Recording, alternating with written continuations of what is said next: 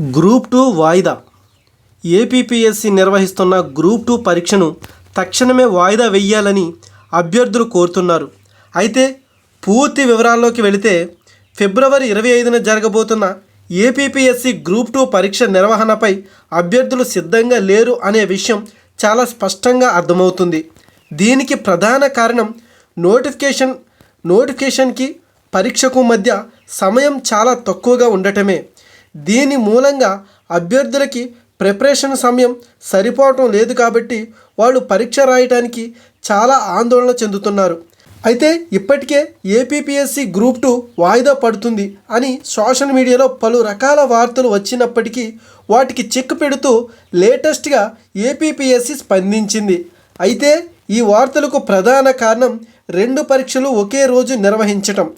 SBI యొక్క clerk పరీక్షలు మరియు ఏపీపీఎస్సీ యొక్క గ్రూప్ 2 పరీక్షలు రెండు ఒకే రోజు అనగా ఫిబ్రవరి 25న నిర్వహిస్తుండటంతో చాలామంది అభ్యర్థులు 2 పరీక్షలకు అప్లై చేసుకున్నవారు కాబట్టి రెండు ఒకే రోజు రాయలేరు. కాబట్టి అభ్యర్థులకు ఏ పరీక్ష రాయాలో తెలియక ఆందోళన చెందుతున్న సమయంలో ఏపీపీఎస్సీ స్పందిస్తూ ఎవరైతే 2 పరీక్షలకు అప్లై చేశారో వాళ్ళు ఎస్బీఐ పరీక్షను మార్చి 4న రాసుకోవచ్చంటూ తెలియజేశారు.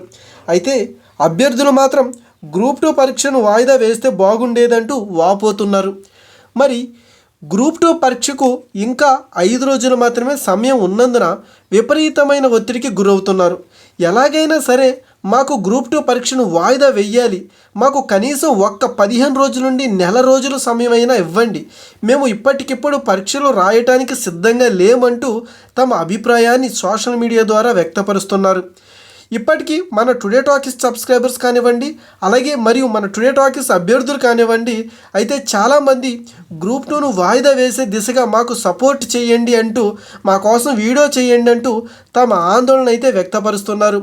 అయితే మరి ఇలాంటి తరుణంలో ఏపీపీఎస్సీ గ్రూప్ 2 పరీక్షను వాయిదా వేసే అవకాశం ఉందా అంటే లేదనే చెప్పాలి.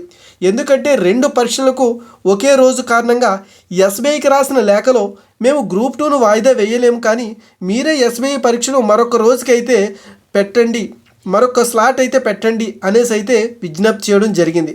ఒకవేళ ఏమైనా అభ్యర్థుల నుండి విపరీతమైన ఒత్తిడి ప్రభుత్వంపై అనగా ఏపీపీఎస్సీపై పడితే పరీక్షను వాయిదా వేసే అవకాశం ఉంది. లేదంటే కనుక అనుకున్న సమయానికి అనుకున్నట్టుగానే ఏపీపీఎస్సీ గ్రూప్ 2 పరీక్షను నిర్వహిస్తుంది అనటంలో ఎటువంటి సందేహం లేదు. ఈ నోటిఫికేషన్ల విషయంలో రాష్ట్ర ప్రభుత్వం తీసుకున్న నిర్ణయాలు అభ్యర్థులను ఆందోళనకు గురి చేసే విధంగా ఉన్నాయే తప్ప ఆనందానికి గురి చేసే విధంగా లేవు.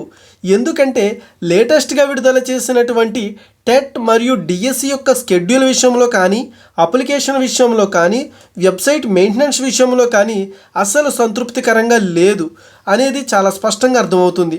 దీనికి ముఖ్య కారణం ఎన్నికలే మరియు ప్రభుత్వము. ఎందుకంటే గ్రూప్ 2 విషయంలో ఎప్పుడో విడుదల చేయవలసిన దీనిని వాయిదా వేస్తూ చివరి నిమిషంలో విడుదల చేశారు.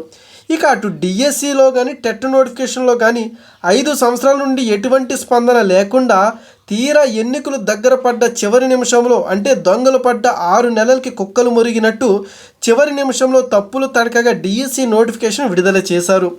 ఇక ఎప్పటి నుండో మెగా డిఎస్సి అంటూ 5 సంవత్సరాలు ఉరికించి ఇప్పుడు మినీ డిఎస్సి విడుదల చేశారు. చివరికి ఇది కూడా న్యాయపరమైన చిక్కుల్లో చిక్కుకుని వాయిదా పడే అవకాశం ఉంది. చిక్కుముడులు తేలేదెప్పుడో, డిఎస్సి జరిగేదెప్పుడో, అభ్యర్థుల్లో ఆనందం వచ్చేదెప్పుడో ఆ దేవుడికే తెలియాలి.